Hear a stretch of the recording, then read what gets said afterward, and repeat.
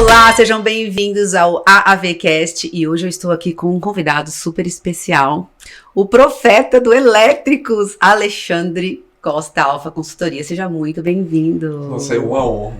Agradeço demais aqui o convite. Foi muito bacana porque coincidiu com a minha agenda, né, de vir fazer uma palestra em Campinas. Então eu fiquei muito lisonjeado tá aqui com vocês. Obrigado por você ter aceito o convite aqui com a gente. Sim. Eu agradeço muito. Ontem nós estivemos lá no evento da Arvec, né? Eu assisti a sua palestra, que foi assim, enriquecedora para o nosso mercado. E eu quero trazer isso aqui um pouquinho para a gente poder entender, né, os veículos elétricos, o mercado de veículos elétricos, como que eu, vendedor, né, consigo entender mais, por que eu preciso entender mais. Então vamos lá para esse bate-papo. Com certeza. Eu quero entender, mas primeiro, Ale, me fala sobre você. Como que você entrou nesse mundo? Porque eu sei que você trabalha com isso há 13 anos, né? Eu estou no mercado automotivo há 28. Então, com muito orgulho, eu comecei de baixo, como ajudante de mecânico há muito tempo atrás. Trabalhei em concessionário. Na verdade, assim, no começo da minha vida, assim, 13, 14 anos ali de experiência profissional que eu queria ser veterinário, uma coisa que tem nada a ver. Até que um dia meu pai chegou com uma revista 4 rodas em casa. Aquilo mudou o meu setup mental. Uma coisa interessante, isso graças a uma revista de carro. A partir daquilo ali, meu hiperfoco, vamos dizer assim, foi sempre a parte automotiva. Então eu sempre imaginava que eu queria trabalhar na área automotiva, não sabia exatamente com o quê. E aí eu fiz a escola técnica, que foi o caminho natural, depois entrei em faculdade de engenharia, mas quando eu comecei na escola técnica, na parte já industrial, eu já adquiri muito conhecimento pela leitura. Na época não tinha internet, a gente lia muito, colecionava revista.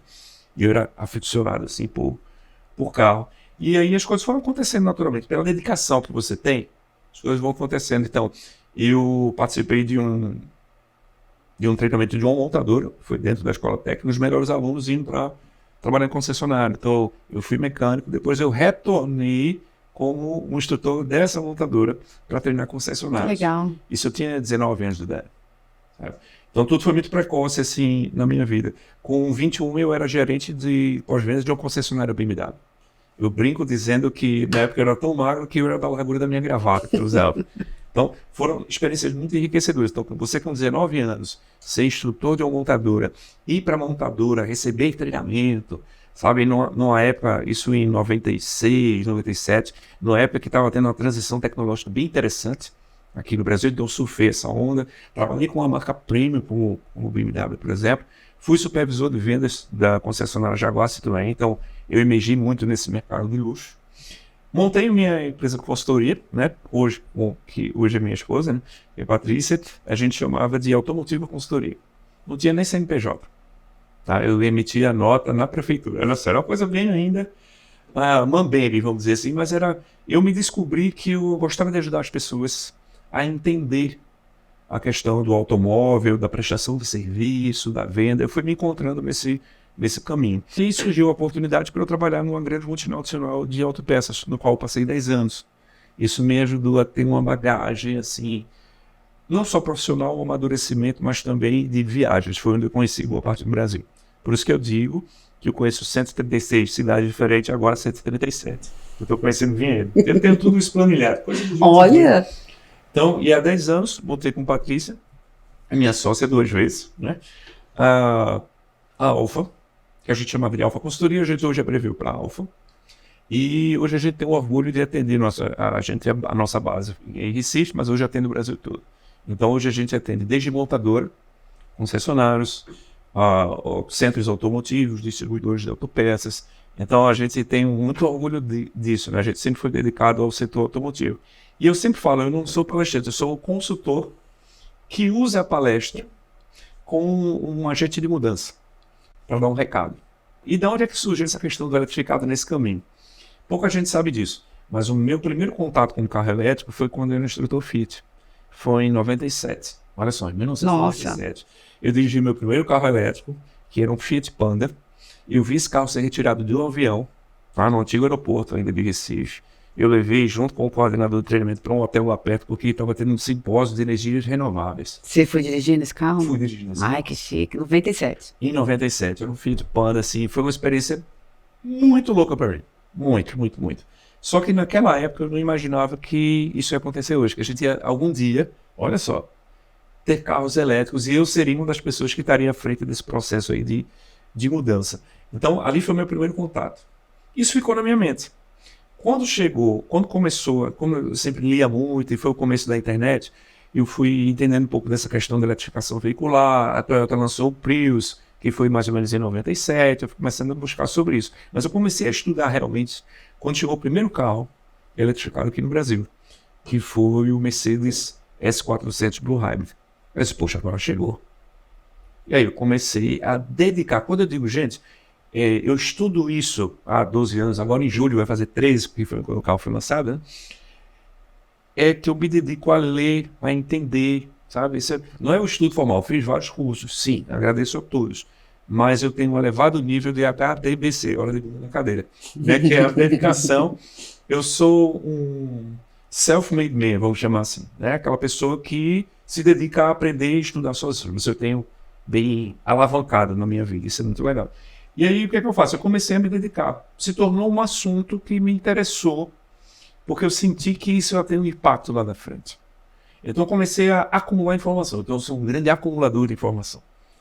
Então, aí isso eu começo a estudar e revisar aquele assunto, procurar me aprofundar.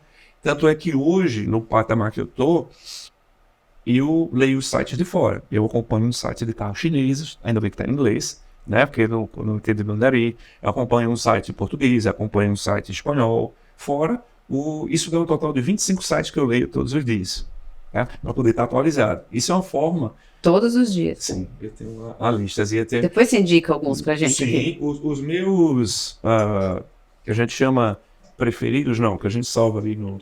Favoritos. Os favoritos tem uns 3 quilômetros, mais ou menos. Nossa! Coisa bem um pouco a insanidade. Não recomendo para ninguém, não, tá, gente?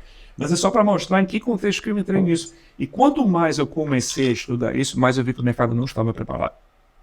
Então, as minhas primeiras palestras sobre eletrificação veicular foram em 2015. Ninguém falava sobre isso. Ninguém, né? Ninguém falava sobre isso. E até hoje, pouca gente fala, né? Ainda hoje, com toda essa movimentação, né, ainda existe muita resistência, mas é o que eu digo, eu comecei isso muito cedo. Em 2016, eu fiz o primeiro seminário lá em Recife, a gente levou 2 carros, sabe, de concessionário. Então, você vê, a pandemia acelerou alguns processos, a gente foi para online e tudo mais, mas aí eu fui me tornando, com o passar do tempo, eu fui recebendo esse chamado, vamos dizer assim. Tá? Não houve um estalo. A partir de hoje, acho que vai ser um grande nome. Não, o meu nível de dedicação, já de bastante tempo, me fez entrar nesse chamado, que é essa missão de educar o mercado a respeito da eletrificação veicular. Então, eu puxei essa responsabilidade para mim. Não só como pessoa, mas como empresa. Né? E isso a gente está tendo o nosso objetivo, que a gente conquistou grandes clientes, hoje, né? Como a gente te falou assim, que a gente atende montadoras, as principais revendas premium do Brasil são clientes nossos, sabe? Então, essa mensagem é muito legal. Então, sempre que eu tenho a oportunidade de estar aqui no podcast, numa palestra, a gente está aqui conversando, por isso que eu estou achando esse papo aqui vai ser muito produtivo. Então, eu estou só mostrando para as pessoas que eu não sou melhor que ninguém. Eu apenas sou muito dedicado ao que eu faço, assim, juro, beirando a insanidade. Eu não recomendo para ninguém, né? Porque paga a consequência disso, mas do aprofundar e do se preocupar com o impacto. Porque o carro eletrificado é uma coisa nova aqui no Brasil para todo mundo. Está sendo novo para a montadora, está sendo novo para o vendedor do carro, está sendo novo para o consumidor. Então, ninguém sabe qual é o certo, quais são as consequências disso. E aí eu percebo também que tem muita informação desencontrada que cada um puxa para o seu lado. A gente comentou isso na palestra, e posso abrir algumas coisas aqui durante o papo. Então, eu tento ser uma linha de prumo, vamos dizer assim. Isso nos levou a Fenalto, por exemplo, não que hoje eu sou o consultor de eletrificação da entidade. Isso é muito legal. Muito legal. Porque eletrificação veicular, ela vai ser uma pauta latente em todas as empresas que trabalham no setor automotivo daqui para frente. Né? Isso vai impactar vocês, isso vai impactar a Fenalto, que é a entidade, né, que representa, isso vai impactar as financeiras, bancos, concessionários, revenda, o consumidor final. A gente está passando por uma transição energética tão intensa que está mudando todo o mercado. Então, eu puxei para mim essa responsabilidade e eu disse, não, eu quero ser um grande nome nisso. E eu quero dizer aos meus filhos que eu vivenciei essa fase de transição, tá? E eu, justamente com a minha empresa, com a minha equipe, a gente foi um expoente dentro disso daí, sabe? A gente deu a contribuição. Quando eu tiver velhinho, eu vou levar isso na memória. Então é realmente a missão, porque não é nada fácil. Nós já recebemos o Alexandre, né? Alexandre, olha, autodidata, profeta, Sim. alfa com PH, né? Para Alfa ficar com mais PH, chique, isso, né? para cobrar mais caro. Para cobrar mais caro. Ele esteve com a gente no Alta Valéria Experience em setembro de 2022 e você trouxe alguns números. Sim. E eu quero falar um pouco sobre o impacto que os elétricos têm, né? Para vendas, para os lojistas. E em 2022, nós tivemos um número ali de vendas, né? Eu não me lembro a quantidade exata hoje, mas Não, ainda tá aqui no HD. ontem, na sua palestra, você falou sobre o site da BVE. Isso. E em 2023, nós tivemos, né, nesse primeiro trimestre, o melhor mês de vendas de veículos elétricos. O melhor trimestre da história. Da história. Da série histórica que eles acompanham desde 2012. O melhor trimestre. E tem gente reclamando que não vendeu.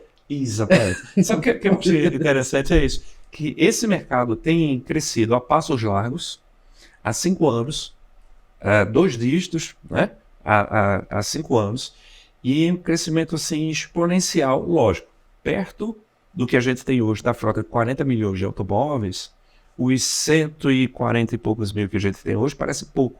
Mas como eu falei na palestra ontem, esses 40 milhões levou 80 anos. A gente agora está numa aceleração intensa. Esse mercado, desde que começou aqui no Brasil, ele aumentou 420 vezes. Isso considerando até o ano passado. Dos 140 mil carros, 141 mil que já estão na frota hoje rodando, 50 mil foi só no ano passado. Nossa. Então, Um ano. sabe, 50 mil carros. é algo assim. E esse ano tende a ser melhor ainda. E o que mais chama a atenção é que esse mercado está crescendo mesmo com a estagnação financeira que está nesse primeiro trimestre.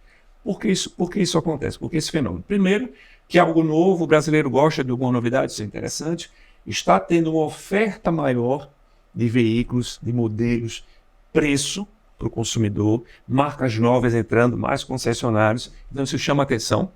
Tá? O consumidor está começando a perder o medo da tecnologia. Então, isso é uma coisa que está acelerando. E aí, onde me chamam de profeta, é que eu digo, a gente está passando por esse processo que vai acelerar ainda mais a partir de 2025. Eu brinco dizendo que é o ano do cachorro doido e eu vou querer estar mordendo esse cachorro. Por que eu digo 2025? Porque quando a gente vai estudar assim, um horizonte, eu vejo que muita coisa converge em 2025. Que sentido? Algumas montadoras na Europa já anunciaram que em 2025 vão ser 100% elétricas. Ou que a partir de 2025 vão ter um portfólio muito grande de elétricos. A Jaguar, por exemplo, né? A Porsche vai ter uma participação maior de elétricos. A Volkswagen. Então, tudo isso impacta na matriz de veículos que essas montadoras têm no mundo todo.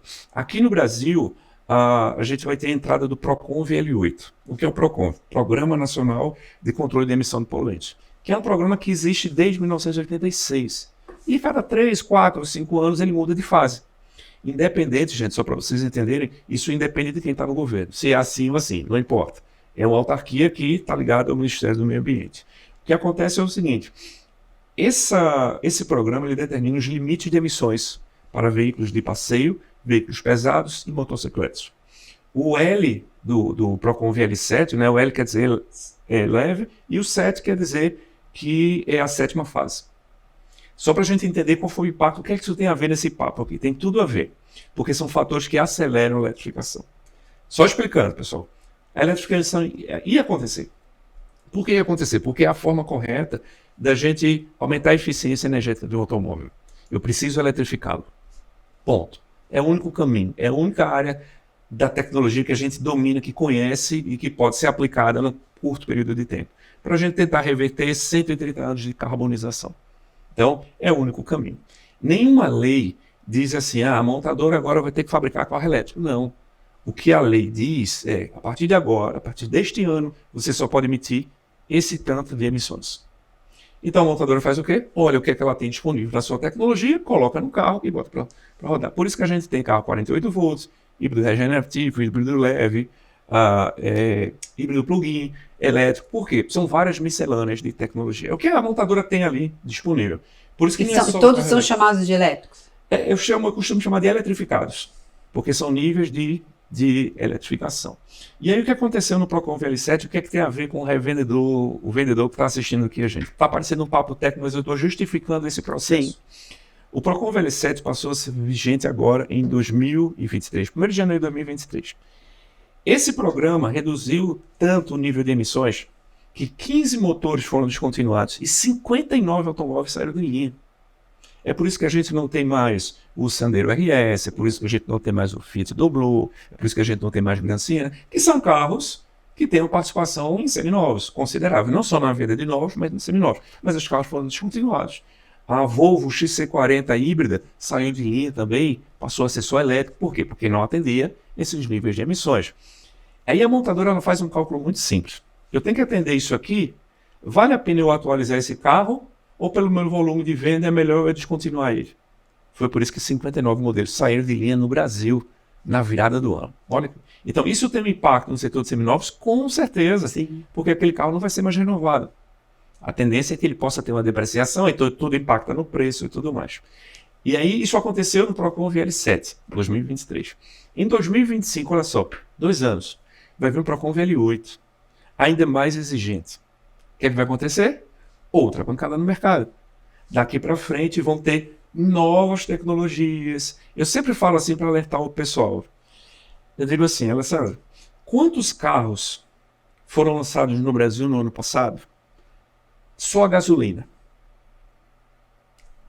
Foi o Jetta GLI, a Ford Maverick, né? Se alguém lembrar, depois bota aí nos comentários, né? Os carros só a gasolina. Os carros foram lançados flex. Foi o Citroën C3, foi o Fiat Pulse, né? Foi o novo SUV também, o outro SUV da Fiat, né? Que é aquele SUV Coupé, que é o Fastback. Ok. Sabe quantos eletrificados foram lançados no ano passado? Quantos? 35. É aí onde chama a atenção. Quando eu falo eletrificado entre híbridos e elétricos. E as pessoas não veem isso. Esses carros foram 35 modelos diferentes foram lançados no ano passado. Esse ano, uma montadora nova chamada Haval, que chegou aqui no Brasil, que é do grupo Great Wall Motors, né? Que a Great Wall é um dos maiores fabricantes da China, e eles não vão ser mais importadores. Eles compraram a fábrica da Mercedes aqui no Brasil, então eles vão ser montadora aqui no Brasil, assim como a BYD também. Só essa marca lançou 3 modelos esse ano. Só essa marca. Nossa, a BYD já tem 5 modelos leves, né, de passeio vendidos aqui no Brasil. Então está tendo um impacto absurdo. E o que acontece? Eu não gosto do termo usado. Eu prefiro o termo seminovo. Porque a partir do momento que eu tiro o carro da concessionária, ele já é seminovo. Quando eu transfiro para outra pessoa, já entra no mercado de seminovos. Então esses carros, eles vão trocar de mão muito rápido.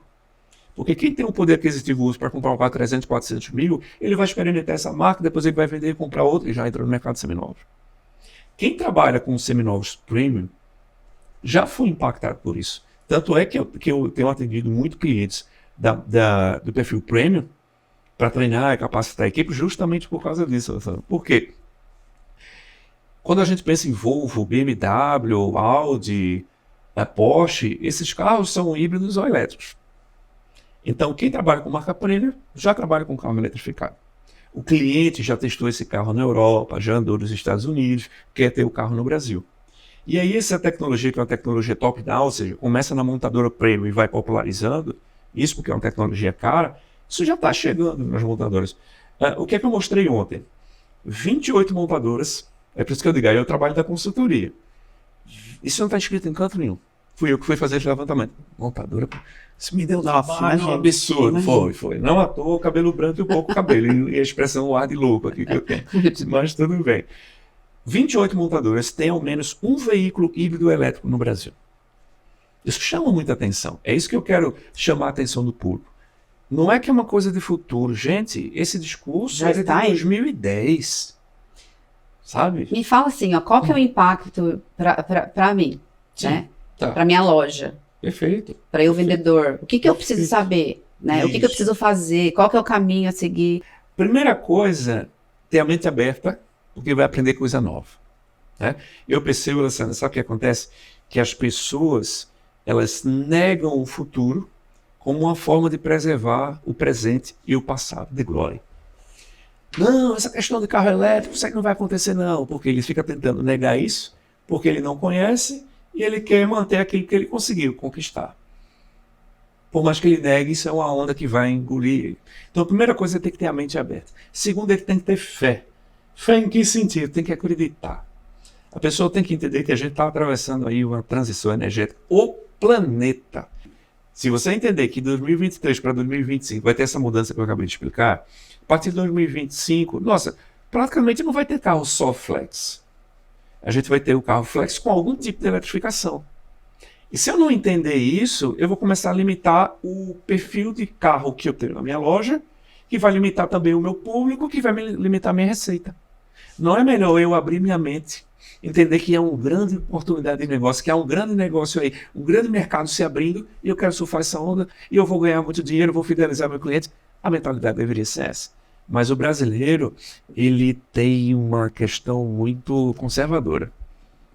Ele não gosta da mudança. Apesar da gente viver num país de incertezas, é talvez por isso, né? Ele não gosta da mudança. Mas isso vai impactar muita coisa. Eu digo assim, aí o pessoal da oficina diz, olha, mas com um carro elétrico, 100% elétrico, que não tem um motor, não tem um vela para trocar, não tem um óleo para trocar, como é que vai ser? Vou perder o emprego? Eu disse, olha, isso é uma transição que o mundo todo está passando. O que está acontecendo é que acho que a primeira vez na história humana, talvez a segunda vez, acho que a primeira foi na Revolução Industrial, a tecnologia está, sabe, avançando muito rápido e a gente está com dificuldade de acompanhar. Então o que acontece? Hoje o público que tem o poder aquisitivo para comprar um carro eletrificado, que é o pessoal da minha geração, né, não conseguiu ainda entender essa tecnologia, porque na época da gente a coisa vinha mais lenta. E o público mais novo já entende, às vezes nem quer ter mais carro, né? É uma coisa bem diferente. Então, é aí onde está a grande chave, sabe, Luciana? A gente precisa educar o mercado. Porque o consumidor que compra esse carro, ele está receoso ainda com relação a carregar o carro. Algumas pessoas me perguntam, Alexandre, vai ser tão impactante quanto foi a transição do carburador para injeção? Eu digo, não. Vai ser muito mais impactante. Porque eu lembro muito bem, eu estava vivo nessa época, né, da chegada da injeção eletrônica aqui no Brasil, e as pessoas diziam, isso aí é moda, isso aí não vai existir, isso aí é um ou dois carros que vão ter, carburador vai durar para sempre. Eu escutava isso. E aí passou para a injeção eletrônica. Depois veio o sistema Flex, que ali não foi uma grande virada, mas uma atualização do sistema. Hoje tem, nossa, uma frota acho que de mais de 20 milhões, eu posso puxar o número de carros Flex no Brasil, que é algo que é a tecnologia dominante hoje. Mas não vai haver, aí eu vou profetizar, no meu entendimento, não vai haver uma tecnologia de dominante daqui para frente. Vai ter uma mistura de tecnologias. Então, por exemplo, quando eu saí de Campinas para cá, o que eu vi na rua foi carro flex. Um ou outro SUV ou picape diesel e a tecnologia dominante era flex, e eu devo ter visto um ou outro carro só gasolina. Carro só álcool, esse eu não vi. Pois bem. E a gente vai voltar aqui em 2025. Vamos gravar aqui de novo, 2025. Perfeito. Aí eu vou ver até carro flex na rua. O que eu vou ver vai ser híbrido 48 volts, híbrido regenerativo, híbrido plug-in elétrico, convivendo junto com o flex, que vai diminuir a participação. É isso que eu quero que as pessoas entendam. Que vai ter essa miscelânea, essa mistura. O lojista, é ideal que ele tenha algum ponto ali de carregamento? Não. Sim. Então, e por quê? Seria... Falando dessa questão, é porque às vezes eu acho que sempre um bate-papo desse é uma palestra, eu termino falando bastante. O que o lojista tem que entender, ele tem que ter fé e acreditar em todo esse processo da mudança. Ele tem que se interessar pela tecnologia. Tá? O ponto de recarga é o que eu chamo de infraestrutura de recarga. Isso atende dois tipos de tecnologia. Eu chamo de carros plug-in. É o híbrido plug-in e o 100% elétrico. Esses dois eu preciso de uma tomada. Tanto pode ser uma tomada 220 ou 110, né? Quanto pode ser uma estação de recarga. O quê? O que é que influencia? É o tempo de recarga. Se eu ligar numa tomada convencional, eu posso demorar, a depender do tamanho do carro, da bateria, 24 horas para carregar essa bateria. Então, o carregador, ele acelera o processo de recarga, ele aumenta a potência de recarga. Então, diminui o tempo. Se você não quiser fazer um investimento, você vai ter que ter uma tomada de 20 amperes aterrada. Já atende. Só que vai demorar um dia carregando o carro. Será que você vai deixar o seu cliente esperando um dia para carregar? Outra coisa, a participação desses carros vai aumentar dentro do negócio dele. Uma tomada vai dar demanda para isso, atender a todos esses carros. Você vai entregar o carro para o cliente com 20% de carga de bateria? Não, você vai querer entregar cheio. Porque o cliente está comprando o carro para usufruir o modo elétrico dele. Então, aí onde vem a questão do tempo. Aí eu vou ter que fazer um investimento num carregador, que em vez de carregar em 24 horas, vai carregar em 8, em 4, em 6, a depender da potência do carregador, a depender do carro. Então, isso é um investimento que eu recomendo. Faz o investimento correto. Não contrata o meu eletricista. Ah, porque o meu eletricista faz isso. Não, tem que ser uma empresa para fazer um projeto e fazer a instalação. Aí você vai ter total segurança. Porque um equipamento desse, como eu falei na palestra, ele protege 4 coisas. Ele protege, primeiro, a vida humana. Segundo, o carro. Terceiro, o equipamento. Depois, a infraestrutura da loja. Isso tem um custo. Sim. Então, mas eu entendo que todo mundo vai passar por isso. Então, vamos lá, retomando aqui. Ele precisa ter a mente aberta, porque ele vai ter que aprender coisas novas. Eu aprendi porque o pessoal não pode ver. Está aprendendo, não é verdade? Eu estou aprendendo a fazer vídeo no Instagram, não é verdade? Eu sou péssimo nisso, eu estou aprendendo. Então, acreditar nesse processo de mudança, tá? Que vai realmente mudar muito. Saber que ele vai precisar fazer alguns investimentos de capacitação dele, capacitação da equipe, para ele poder educar ali o mercado e fazer algum investimento na infraestrutura. Então, nesse ponto aí já é importante. Na parte da capacitação, ele tem que entender da questão de avaliar esse carro. Isso que eu ia perguntar. Você acha que tem muito lojista que nem pega esse carro porque tem medo, não sabe avaliar? Muita gente disse não a um carro desse. Isso está acontecendo hoje, nesse momento, agora, aqui no Brasil, enquanto a gente está gravando aqui. Alguém está dizendo não a receber um carro desse porque ele não sabe avaliar. Eu acho que eu mexo um pouco com a falta de conhecimento das pessoas e deixo ele desconfortável. Quando eu mostro, você sabe avaliar um carro híbrido para uma pessoa que tem 30 anos nesse setor, e ele admitir que não, isso mexe é desconfortável para ele. Mas eu não faço isso com a má intenção, pelo contrário, com o intuito de ajudar. Sim, e de mostrar para ele que se não fizer isso bem feito, ele pode estar fazendo um péssimo negócio. Por exemplo, boa parte dos grandes centros urbanos alaga. Isso acontece em São Paulo, Rio de Janeiro, Recife, Salvador, com essas chuvas que a gente está tendo. Pois bem, um carro desse que passou por uma inundação. Os componentes eletrificados, eles são protegidos, passar ali na água e tudo mais. Não tem perigo de choque. Mas um carro desse ficar boiando como um carro a combustão, aí eu posso ter problemas severos. E a gente sabe que em alguns momentos esses carros voltam para o mercado. Isso é fato, De um jeito ou de outro, termina ali, voltando. Que isso aí, vamos deixar para depois a gente conversa sobre isso. E se você pega esse carro que foi recuperado disso, de um enchente, você sabe identificar? Não. Sabe? Então, assim, a gente passa esse tipo de conhecimento para que as pessoas entendam. Eu estou levando aqui um caso extremo. Sim. Mas um carro desse vai bater. Alguns componentes desses podem ser danificados na colisão. Será que alguém fez o reparo correto? Porque eu dou treinamento, inclusive, para empresas de funilaria e blindagem a respeito dos procedimentos de segurança para carros híbridos. É tudo muito novo, né? Só tem dificuldade. Todo mundo está aprendendo. O brasileiro tem muito de dizer assim, que nada. Isso aí quando chegar eu vejo. Não é assim. Eu estudo isso há muito tempo e todo dia eu estou sendo surpreendido. Mesmo sendo uma pessoa que tem um pacote de informação aqui nesse HD muito elevado com relação a esse tema. Então, assim, poxa, o avaliar o carro não é tão somente olhar o estado da carroceria, se o pneu está gasto, se o volante está desgastado, se o motor tem o código ou não. No eletrificado, entram os novos componentes que merecem uma atenção. E aí as pessoas, quando eu visito as lojas, eles dizem assim, Alexandre, eu quero saber como é que avalia um carro desse. Assim, lhe ajudo. Eu digo que você tem que dar uma olhada aqui no inversor. Você sabe o que é um inversor? Ele diz, não, então a gente vai ter que voltar 2 passos para trás. Para você entender que o inversor é um componente que converte a energia da bateria para o motor elétrico. Isso gera calor. Por conta disso, precisa de um sistema de arrefecimento. Então, ele tem que primeiro entender a tecnologia e depois avaliar. Então, não tem como Gente, deixar uma... Querem anotar aqui? Eu vou falar diretamente para a câmera aqui. Pega um papel aí para anotar. Eu vou passar o maior segredo que eu aprendi com a eletrificação. Maravilha. O maior segredo que eu aprendi estudando há 12 anos sobre eletrificação. Não tem segredo. Só tem sangue, suor e lágrima. Não tem como hackear. Não tem como pegar atalho. Não tem. O brasileiro quer o pulo do gato. Uhum. Não existe pulo do gato na eletrificação. Foi isso que eu aprendi. Então as pessoas precisam entender do início, porque o saber avaliar um carro desse é para as pessoas que já passaram por boa parte dessa jornada. De entender quais são as tecnologias, porque existe o 48 volts, híbrido regenerativo, híbrido plug-in e elétrico. Cada um tem uma característica distinta. No carro a combustão, tudo a mesma coisa. Tem vela, tem correia, sabe? No eletrificado eu tenho 4 tipos de tecnologia bem diferentes. E aí eu preciso entender primeiro dessas tecnologias para saber depois o que avaliar. As pessoas não já querem avaliar o carro. Não vai dar certo. Então, ficou anotado aí o recado. Não tem segredo. Estude as tecnologias. Tem sangue, suor e lágrima.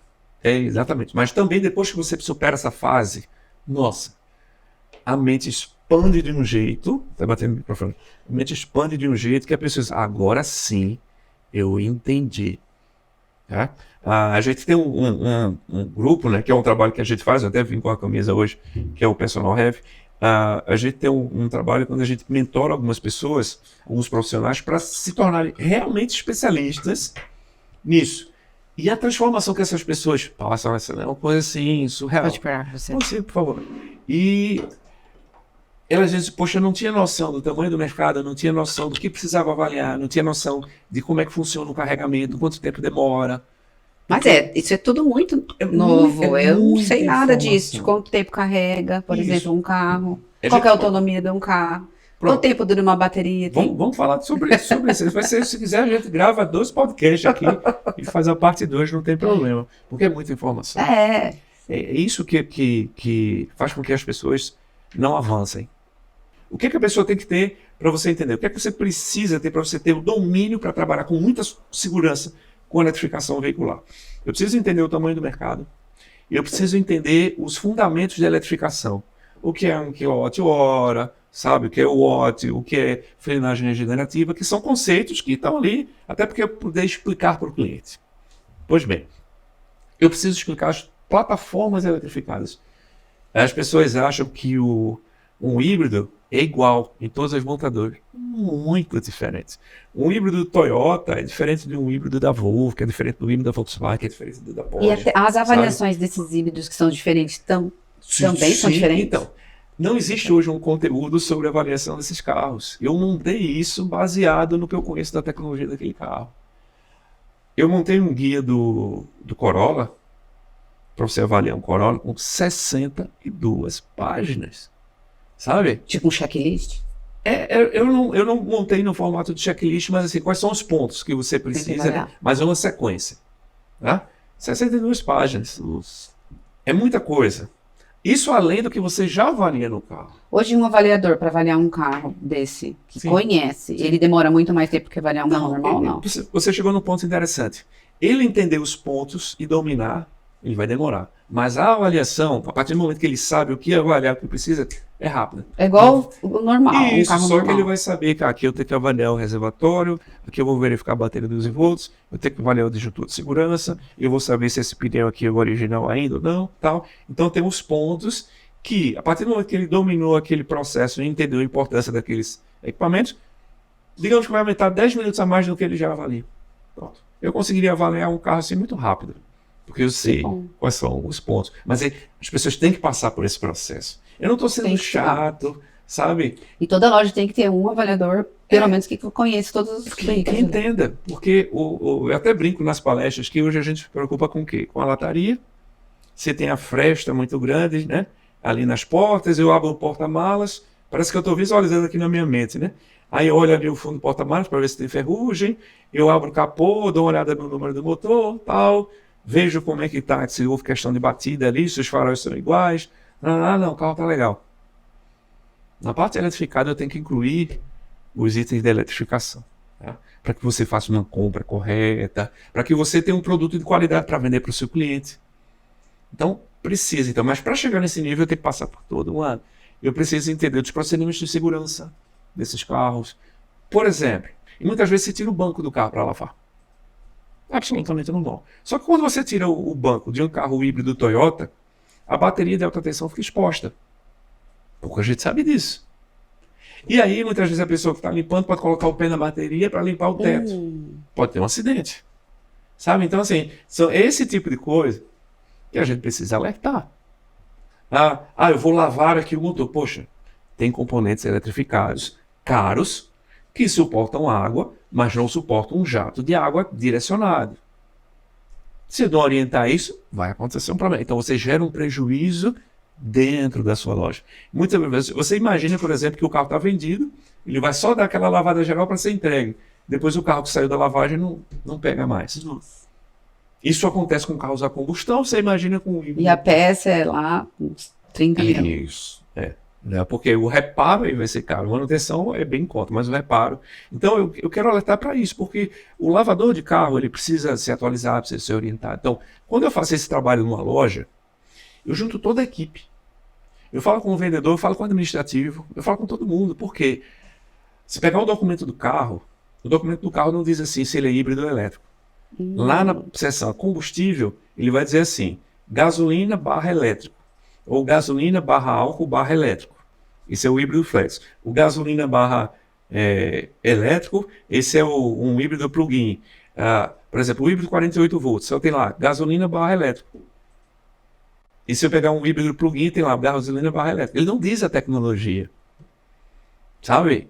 Isso aí é uma coisa que pega. Por quê? Porque aqui no Brasil, cada Detran, ele legisla... Como identificar? Só no carro? No carro. Indo para o carro para identificar? Tem que conhecer. Eu já sei de cabeça. Foi o que aconteceu com um cliente meu. Uma das primeiras Range Rover diesel 48 volts que vieram para o Brasil foi para esse cliente premium. E lá estava como elétrico no documento. Mas é um carro diesel. No documento como elétrico. E aí, para transferir? E aí, sabe? E inserir um imposto em cima disso, porque em alguns locais, se o carro é elétrico, em algumas cidades, não paga IPVA. Em outras é cobrado. E no documento do carro estava como elétrico. Nossa. Mas era um carro diesel 48 volts. Até o Detran precisa se atualizar nesse ponto. Olha só. Olha o nível de complexidade que a gente está trabalhando nessa. Então, assim, eu quero mostrar para as pessoas que todo mundo está aprendendo, mas a gente precisa ter a cabeça aberta para isso. Então, eu fui buscar o chassi do carro, fui conferir. Eu disse, não, esse carro, sim, é um diesel 48 volts. Existe esse carro? Existe, sim. E saiu errado o documento, então. Pois é. Era para sair diesel / elétrico, entre aspas, né?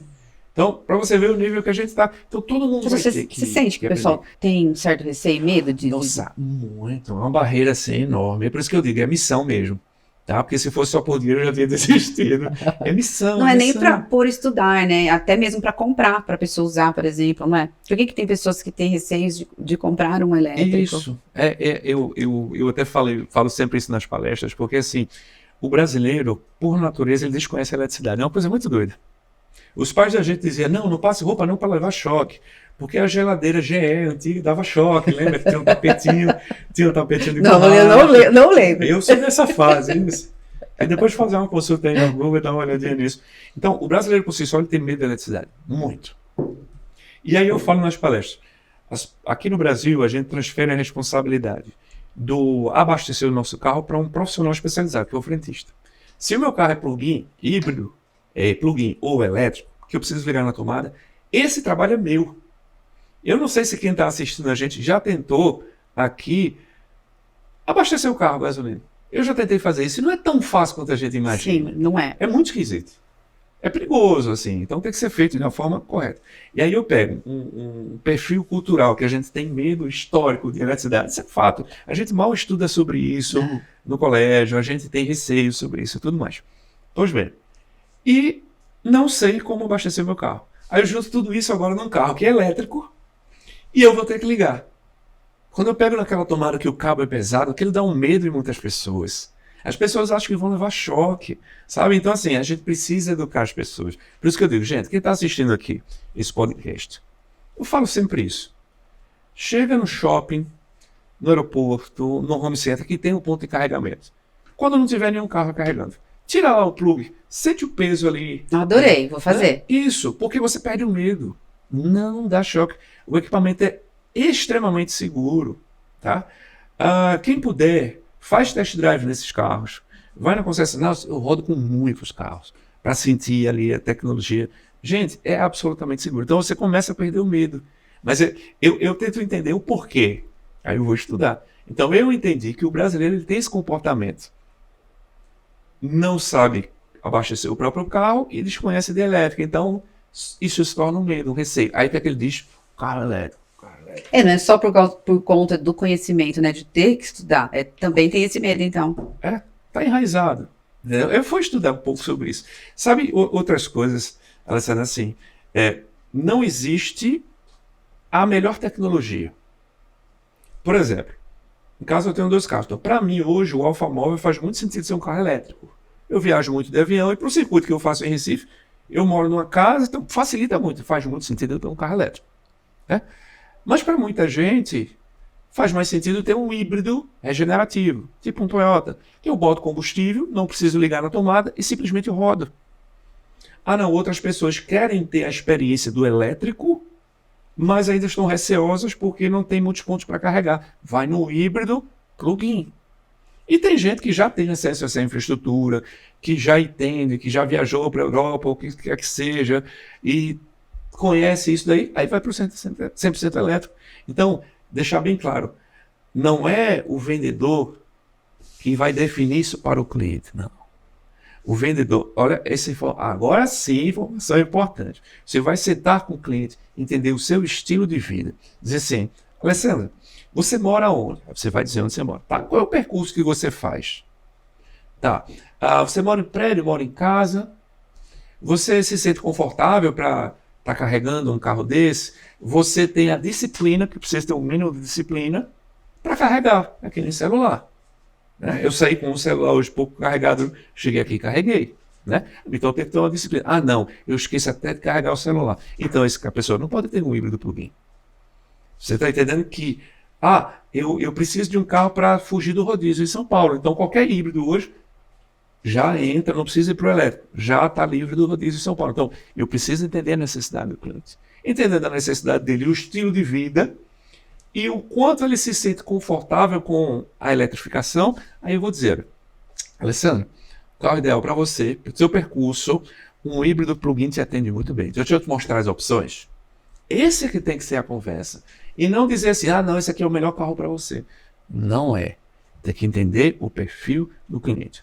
Se eu induzo o cliente a comprar uma tecnologia que não é adequada ao lifestyle dele, ao estilo de vida, o que é que vai acontecer? Ele vai ter uma péssima experiência. Isso vai queimar o filme do carro, vai queimar a imagem da eletrificação e vai deixar o cliente insatisfeito. Ele vai deixar aquele carro lá e vai levar uma combustão. E o Brasil vai ser um atraso em relação ao restante do mundo. A primeira pessoa a se apaixonar pela eletrificação tem que ser o vendedor.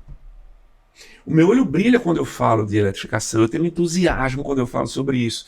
Porque eu domino, eu acho algo muito bacana, acho muito legal e entendo que o Brasil pode ser um dos grandes expoentes do mundo sobre isso. Já imaginou você vender algo que você não acredita? Realmente não vende. E assim, conforme você falou ali, o vendedor ele tem que estudar o que o cliente, as necessidades do cliente, né? Hoje, o vendedor já faz isso, né? Então, ele já sabe, né? Ele pergunta antes de vender, Isso, né? Onde você mora, ele já entende os clientes. Então, o que ele precisa é entender as tecnologias. Ele tem que conhecer as tecnologias para oferecer para o cliente. Por quê? O cliente ele pode estar achando que ele precisa de um híbrido plug-in. E aí, diz, olha, pelo seu estilo de vida, pela dificuldade que o senhor vai ter de botar pontos de recarga, eu tenho aqui esse carro regenerativo. Você só vai abastecer e vai rodar. Vai ser econômico e tal. Então, esse é que é o ponto. O cliente ele precisa que alguém lhe diga qual seria a opção mais adequada. Porque às vezes ele tem um entendimento que aquele é legal, porque o vizinho comprou, porque o cunhado comprou, sim, e eu vou lá buscar também um carro parecido. Mas pode não me atender. Desconhecer a tecnologia, né? Exatamente. Eu lembro que você comentou uma vez, e isso me chamou muito a atenção, e eu até queria que você falasse isso, sobre o conhecimento da tecnologia, né? Porque os veículos que têm menos quilometragem, a bateria são... Explica isso aí para o pessoal. Isso é importante. No no mercado está enraizado um conceito que carro com muitos anos, mais baixa quilometragem, pode ser um bom negócio. Então, por exemplo, eu sempre dou o exemplo do carro do meu pai, que tem um carro com 4 anos, que fez as revisões por tempo. O carro tinha menos de 20 mil quilômetros de 4 anos de uso. O carro estava novo. Ele só rodava pouco, o seu que vai fazer 80 anos esse ano. Então, eu cheguei para negociar esse carro com um amigo meu, e ele fez uma proposta muito bacana, porque eles acham que não tem nem o que olhar. Muito novo. Perfeito. Comprou de imediato, de olho fechado. Pois bem, essa mesma situação de baixa quilometragem, mas um carro com certos anos de uso, para um carro eletrificado, pode não ser um bom negócio. Em que sentido? A bateria, ela precisa ser carregada com frequência. Se o carro roda pouco, e um dos processos de recarga da bateria é a regeneração, ou seja, quando eu freio, quando eu desacelero, essa bateria pode não ter sido carregada de forma adequada. Principalmente para os híbridos regenerativos, que são aqueles híbridos que você não liga na tomada. Então, eu pegar um carro com 4 anos de uso, né, só com 2 mil quilômetros, esse carro não rodou o suficiente para carregar a bateria. Então, essa bateria, ela pode estar comprometida, pode não, está comprometida na sua vida útil. Ela não vai durar os mínimos 10 anos que eu sempre falo. Então, isso pode não ser Você vê que pode não ser um bom negócio. Inverte o conceito, é totalmente diferente. Outra coisa, o carro híbrido, ele tende a ser mais econômico na cidade do que na estrada. É o contrário de um carro a combustão normal. Então, é isso que a gente tem que aprender, que são conceitos invertidos, diferentes, mas eu justifico o porquê, né? Por que o híbrido é mais econômico na cidade do que na estrada? Porque se usa mais o motor elétrico na cidade. E aí ele se torna mais econômico. Quando eu vou para a estrada, eu uso mais a combustão, porque eu preciso de mais velocidade. Então, entendi agora. Então, se você não entender esse fundamento, você não vai conseguir explicar isso para o cliente. E volto a dizer, o Brasil é um dos países com maior capacidade de absorver a eletrificação. Porque na Europa, eles não têm os recursos naturais que a gente tem. Eles não têm sol, eles não têm vento e eles não têm rios para fazer hidrelétrica. Eles dependem do gás. De um russo doido, eu falei isso na palestra ontem. Né? Nós temos fontes, né? Os Estados Unidos têm, os pontos são 110, aqui boa parte do Brasil é 220. Então, assim, a gente tem mais recursos para produzir. E outra coisa, que eu acho extremamente importante, a matriz energética do hidrogênio, ela vai ser algo que vai acelerar nos próximos anos. Justamente, meu pai sempre falou isso, que a questão da guerra acelera algumas questões tecnológicas. Então, a matriz do hidrogênio está acelerando para diminuir a dependência do gás. Tá? Aí existe hoje o hidrogênio marrom, o hidrogênio cinza, o hidrogênio verde. O hidrogênio verde é o hidrogênio produzido a partir de fontes energéticas sustentáveis. Tá? E o Brasil tem, eu acho que é o maior país do mundo para isso. Porque tem portos, porque eu tenho que produzir o hidrogênio já, embarcar ele e distribuir. Então eu preciso de um porto. E no litoral, por exemplo, do Nordeste, eu tenho sol e tenho vento. Para a energia porque para você gerar hidrogênio precisa de muita energia. Aí eu não vou pegar isso de uma usina de carvão. Que aí chama-se hidrogênio cinza, né? Para produzir hidrogênio, que é uma coisa de baixo impacto, eu estou causando impacto. O hidrogênio verde justamente vem de quê? A energia que eu vou precisar é de fonte eólica no solar, que a gente tem em abundância. Então o Brasil tem uma capacidade de ser um grande expoente em hidrogênio. Olha que coisa doida. Olha só. Do mundo. No Brasil, eu quero que você fale aqui, porque eu ouvi ontem. Sim. Tem alguma cidade que só vai ter carro elétrico? Olha, existe, eu posso dizer que faz parte do meu estado com muito orgulho, né? E tem que ser muito bairrista. Existe um local no Brasil que a partir desse ano só roda carro elétrico. É justamente Fernando de Noronha. Fernando de Noronha hoje está tendo, inclusive, algumas marcas que estão vendendo bem para lá. Porque a partir de agora, os carros só vão poder ser elétricos. O que acontece com os carros que não são Então, está sendo. Não pode entrar mais carro novo, né, que não seja elétrico. E eles vão substituir, inclusive, os bugs por modelos eletrificados. Então a gente. Eu vi você andando de bug esses dias aí no. Porque elétrico. Tem muito tecnologia nova surgindo, mas lá 100% elétrico. 100% elétrico. Exato. Lá então é a primeira cidade do Brasil. O primeiro local do Brasil onde hoje só pode rodar carro 100% elétrico. Isso vai chegar a algumas regiões. O que é que vai acontecer aqui em São Paulo? Aí vem um profeta, né? É porque eu começo a ver que as coisas vão coincidir. Em São Paulo já faz alguns anos que não pode passar caminhão de grande porte por dentro da cidade. Aí fizeram um rodoanel, né, para circular aí por fora. Em algumas regiões do centro de São Paulo, o caminhão não pode circular naquele horário. O que é que vai acontecer que acontece em outros países? Um centro de São Paulo olha o que eu vou dizer, vai ser proibida a circulação de veículos comerciais em algumas regiões nos próximos anos. Por quê? Pela emissão de carbono. Aí vai ser baixado o decreto. Não estou sabendo de nada disso, eu estou dizendo que vai acontecendo. Tá? Vai acontecer isso. Profeta em ação. Não, meu cajado está ali guardado. E vai ser baixado um decreto pela prefeitura, dizendo assim, a partir de hoje, só circula modelos comerciais leves, né, que tenham zero de emissão.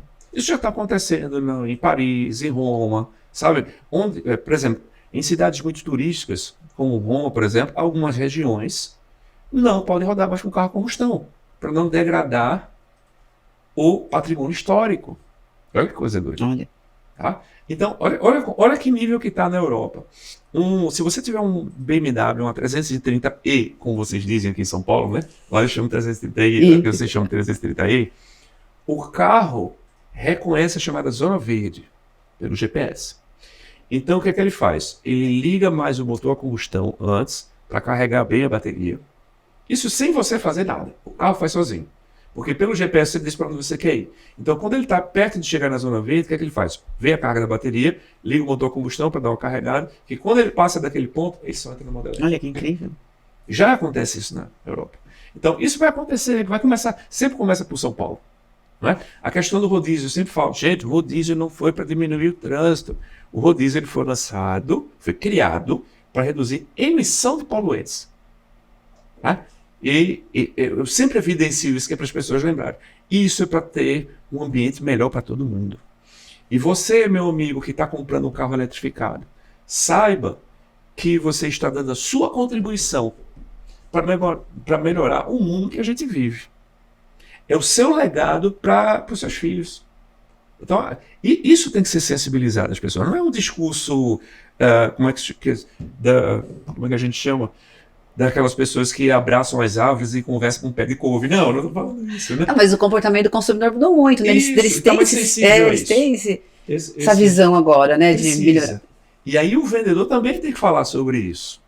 Sabe? Principalmente quem tem família. Isso impacta as pessoas. Eu uso etanol nos meus carros. Nossa, meu primeiro carro foi etanol. Eu uso e usaria etanol, mesmo se o etanol ficar mais caro que a gasolina. Porque emite 40% menos de carbono na atmosfera. Então, eu estou fazendo a minha parte.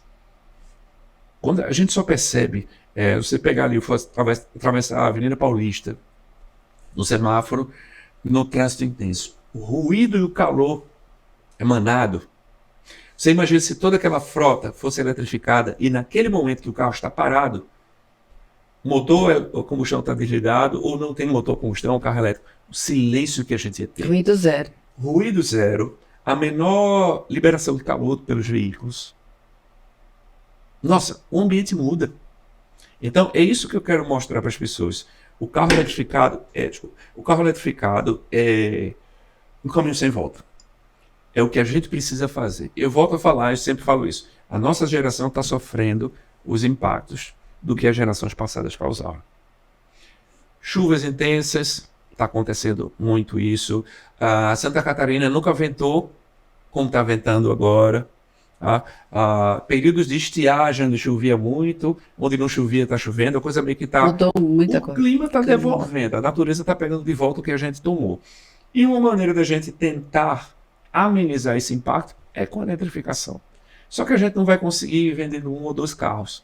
A gente precisa criar uma força de pessoas motivadas, tá, a entender o processo da eletrificação. Vocês estão entendendo que vai muito além de negócio? Vai ganhar dinheiro, com certeza. São carros que têm um ticket médio mais alto, sabe? É muito interessante, eu posso agregar a venda do carregador. Então, tem uma série de negócios que eu posso fazer. Mas o que está por trás é muito maior. Por isso que eu carrego essa bandeira. Por isso que, tendo a oportunidade, eu estou aqui num podcast fazendo palestra, profetizando. sabe, eu tô catequizando as pessoas. Eu me sinto um jesuíta catequizando, sabe? É um negócio muito doido. Sim. Porque eu preciso estar passando esse recado. E eu garanto, para você que está assistindo aqui, que muita gente não tinha essa visão. E depois desse podcast, isso pode... Rapaz, faz sentido, eu vou passar a dar mais atenção a isso. É só isso que eu quero. Não, com certeza já conseguiu. E assim, nós já estamos até chegando no nosso final aqui, até quero agradecer você muito. Obrigado. E pra gente finalizar, sim, esse pessoal aí que vai querer, que já mudou de mentalidade, bom, vamos passar uns sites aí sim. Confiáveis para que eles possam buscar mais informações. Olha, sabe... O seu site também, né? Com certeza. O meu perfil é o alexandre.alfaconsultoria, alfa com PH, né? Que ali é meio que um diário de bordo, eu mostro o que eu estou fazendo e tudo mais, é bem legal. Um site muito confiável da BVE, Associação Brasileira do Veículo Elétrico. Sempre tem notícia, eles dão tudo o que está acontecendo no mercado, né, principalmente de novos e tudo mais. E, dado interessante aqui que eu vou abrir para vocês. Eu estando dentro da Fenalco, como consultor agora, a gente vai trazer dados específicos do setor de seminovos. Então a gente vai trazer muito estudo, muita pesquisa, conteúdos educacionais, sabe? Então esse é o papel da entidade, né? Da federação que representa ali o Brasil como um todo. A gente entendeu que precisa ter uma linha central de informação de qualidade.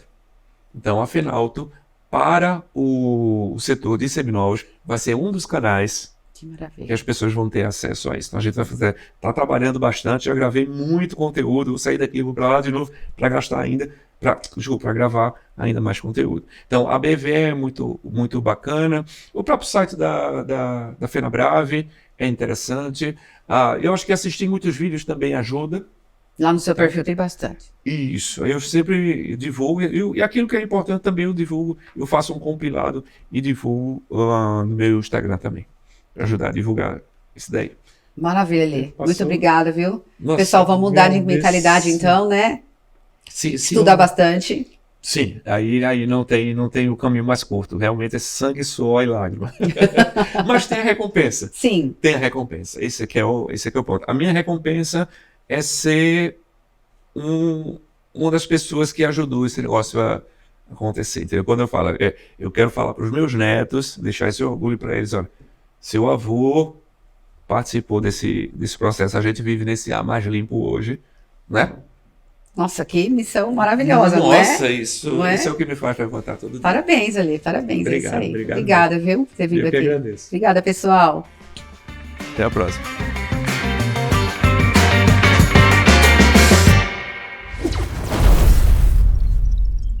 Thank you.